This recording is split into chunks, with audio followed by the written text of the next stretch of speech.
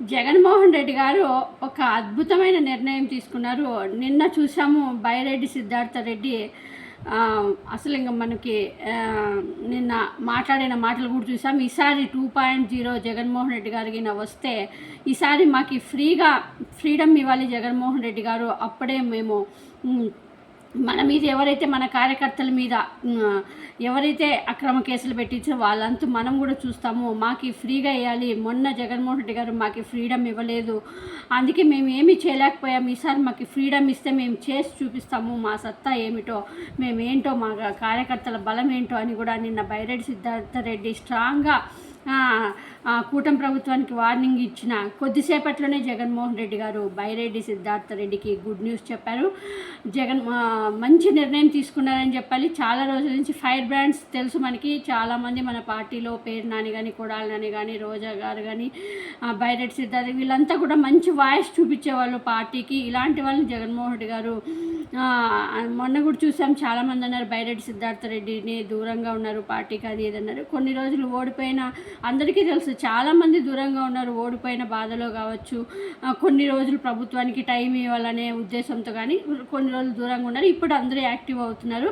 So ఇందులో ఇప్పుడు బైరెడ్డి సిద్ధార్థ రెడ్డి కూడా మన జగన్మోహన్ రెడ్డి గారు మంచి పదవి ఇచ్చారు. రాష్ట్రానికి నంద్యాలకే పరిమితం కాకుండా, కర్నూలు డిస్టిక్కే పరిమితం కాకుండా ఈసారి రాష్ట్రం మొత్తం ఉపయోగించుకునేలా బైరెడ్డి సిద్ధార్థ రెడ్డికి రాష్ట్ర యువజన విభాగ వర్కింగ్ ప్రెసిడెంట్ అనే ఒక పదవిని అప్పచెప్పారు. ఇప్పుడు యువత అంతా బైరెడ్డి సిద్ధార్థ రెడ్డి ఆధ్వర్యంలో నడిచేలా యువత అందరికీ మంచి నిర్ణయాలు, అంటే ఎలా పార్టీని ఎలా ముందుకు తీసుకెళ్లాలని మొత్తం బైరెడ్డి సిద్ధార్థ రెడ్డికి అప్పచెప్పినట్లు తెలుస్తుంది.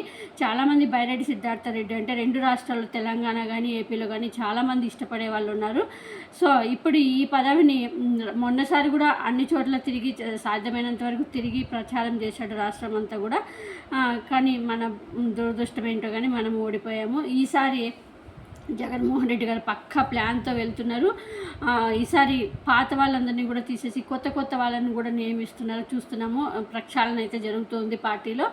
ఏదేమైనా మనకి జగన్మోహన్ రెడ్డి గారు మనకి మిగతా నాయకులు వాళ్ళందరినీ పక్కన పెట్టినా కూడా మనకి వాళ్ళకి నచ్చినా నచ్చకపోయినా కూడా మనకి జగన్మోహన్ రెడ్డి గారు అంటే ఇష్టం, మన పార్టీ అంటే ఇష్టం. కాబట్టి మనం మళ్ళీ జగన్మోహన్ రెడ్డి గారిని ముఖ్యమంత్రి చేసుకోవాల్సిన బాధ్యత మనందరి మీద ఉంది. కాబట్టి తప్పకుండా ఈసారి మన పార్టీ మళ్ళీ బంపర్ మెజారిటీతో ఈసారి 151 కన్నా ఎక్కువగానే ఈసారి సీట్లు వచ్చేలా ప్రతి ఒక్కరూ మనం అందరూ జగన్మోహన్ రెడ్డికి మద్దతు ఇవ్వాలి. సో ఈ రాష్ట్ర యువజన విభాగ వర్కింగ్ ప్రెసిడెంట్గా నియమితులైన బైరెడ్డి సిద్ధార్థ గారికి హృదయపూర్వక కంగ్రాట్స్. ఎందుకంటే ఆయనకి మంచిగా పార్టీకి చాలా కష్టపడాలి.